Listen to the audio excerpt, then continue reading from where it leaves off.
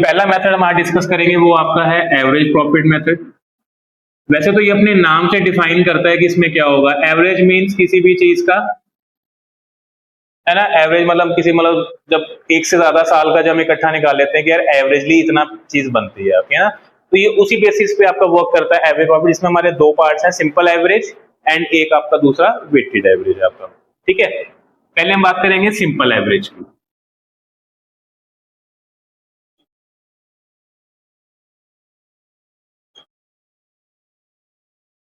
Simple average method में आपको इसको निकालने का बहुत ही आसान तरीका है, कुछ नहीं है। हमें क्या होता है, प्रॉफिट्स क्वेश्चन में गिवन होते हैं या लॉसेस गिवन होंगे, हमें उन्हीं का इस्तेमाल करना है। ठीक है, फॉर्मूला किसी भी चीज का एवरेज निकालने का, ठीक है, क्या होता है, सबसे पहले तो कि हमें एवरेज प्रॉफिट ही चाहिए। ठीक है, तो वो कैसे आएगा, टोटल ऑफ ऑल प्रॉफिट्स या लॉसेस भी कई बार दिए होते हैं, लॉसेस ऑब्वियसली क्या होगा, माइनस होगा आपका। ठीक है, उन सबका टोटल चाहिए आपको, 2 साल का दिया है, 3 का दिया है, 4 का दिया है, 5 का दिया है, डिपेंडिंग अपॉन द क्वेश्चन। ठीक है जी, उन सबका टोटल लेंगे डिवाइडेड बाय जितने साल का आपको प्रॉफिट दिया हुआ है, नंबर ऑफ ईयर्स, मतलब कि 2 साल का दिया तो 2 साल से डिवाइड करेंगे, 3 का दिया तो 3, 4 का दिया तो 4, 5 का दिया तो 5। ठीक है, ये निकला एवरेज प्रॉफिट।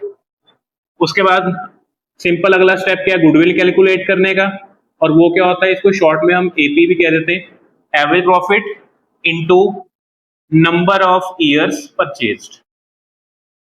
क्योंकि ऑब्वियसली हम किसी गुडविल खरीद रहे होंगे तभी हम गुडविल कैलकुलेट कर रहे हैं किसी भी चीज की। ठीक है, एवरेज प्रॉफिट के बेसिस और नंबर ऑफ ईयर का मतलब हम कितने साल की गुडविल उसकी परचेज कर रहे हैं, उसकी हम 2 साल की, 3 साल की, वो क्वेश्चन में लिखा होगा आपका। ठीक है जी, कि हम 2 ईयर परचेज है, 3 ईयर परचेज है, तो उससे मल्टीप्लाई हो जाएगा, आपका आंसर आ जाएगा ना।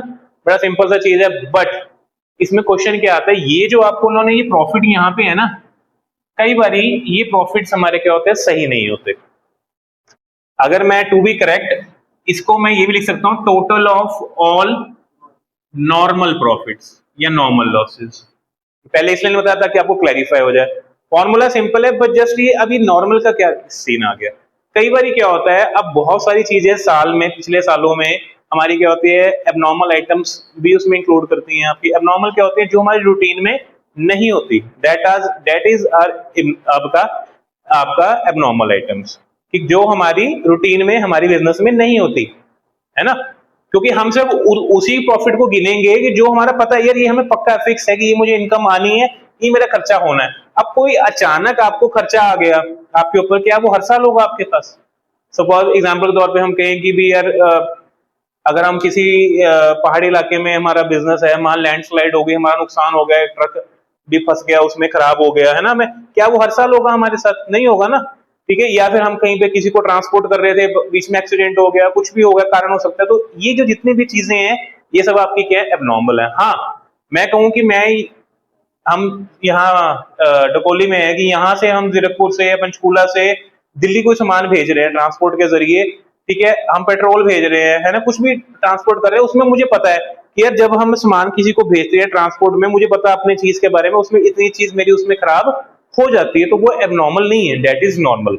वो हमारा नॉर्मल खर्चा था कि यहाँ से अगर मान लो मैंने 10,000 लीटर पेट्रोल भेजा, तो मुझे पता है दिल्ली जब तक पहुंचेगा तब तक उसमें से आपका 100-200 लीटर गायब हो जाएगा, उड़ जाता है वो, that is a normal condition.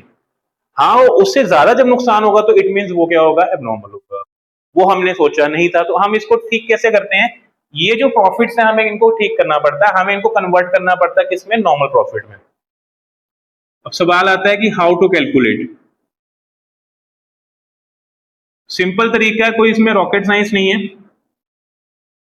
आपको जिस साल के अंदर उन्होंने आपको साथ में एडजस्टमेंट गिवन होगी, ऐसा नहीं है कि एडजस्टमेंट पता ही नहीं, हमें क्या पता किसको ठीक करना है, तो हमें क्या करना है, जो आपको प्रॉफिट या लॉस है उस साल का, कुछ भी हुआ सकता है उनमें से, अगर तो उसमें कोई भी एबनॉर्मल लॉस है, तो वो उसका खर्चा हम दोबारा से अपने प्रॉफिट में क्या कर देंगे, ऐड हो जाएगा।